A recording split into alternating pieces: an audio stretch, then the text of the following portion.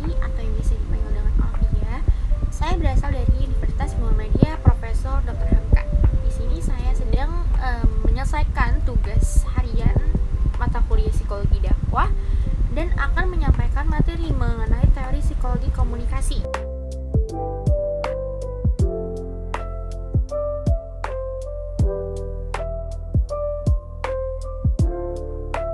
Sebelumnya saya akan menjelaskan dulu apa itu komunikasi. Komunikasi merupakan proses penting dalam pengiriman yang melibatkan pengiriman pesan dan penerimaan pesan yang dipengaruhi oleh faktor psikologis.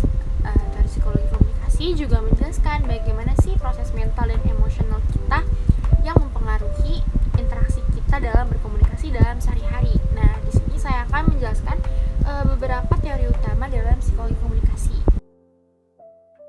Ada 5. Yang pertama ada teori persepsi sosial, yang dimana menjelaskan bagaimana kita menilai dan memahami orang lain dalam berkomunikasi, yang dipengaruhi oleh petunjuk sosial seperti dilihatnya dari ekspresi wajah, gaya tubuh, bahasa, dan seringkali membentuk bagaimana cara kita berinteraksi dengan orang lain. Yang kedua ada teori kognitif. Teori ini lebih berfokus kepada cara kita mengolah dalam berkomunikasi, seperti bagaimana sih kita menyaring informasi tersebut, kita mengingat, dan kita menggunakan informasi yang kita terima. Jadi semakin baik kita mengolah informasi, maka akan semakin efektif juga komunikasi kita. Yang ketiga ada teori emosi. Teori emosi ini yang sangat mempengaruhi kita dalam cara berkomunikasi. Melibatkan teori kecerdasan emosional yang menunjukkan bahwa kemampuan untuk mengenali dan mengelola emosi sendiri serta merespon emosi orang lain yang dapat meningkatkan komunikasi menjadi lebih efektif dan harmonis. Yang keempat ada teori peran sosial.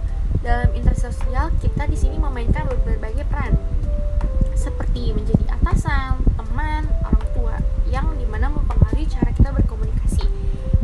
Mungkin kita bisa lihat dari gaya berkomunikasi yang berbeda. Itu bisa dilihat dari tergantung pada peran yang kita ambil dalam situasi tersebut atau situasi tertentu. Yang terakhir ada teori keterikatan. Teori ini mengungkapkan bagaimana sih ikatan emosional kita sejak kecil, misalnya sama orang tua. Itu kan bisa mempengaruhi emosi kita ya dalam berkomunikasi di masa dewasa.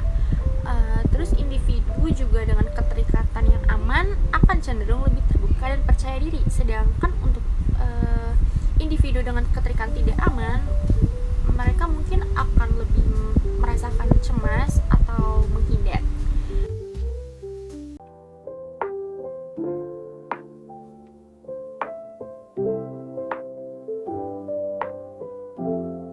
Nah, di sini ada nih bagaimana sih cara kita menerapkan teori psikologi komunikasi dalam sehari-hari.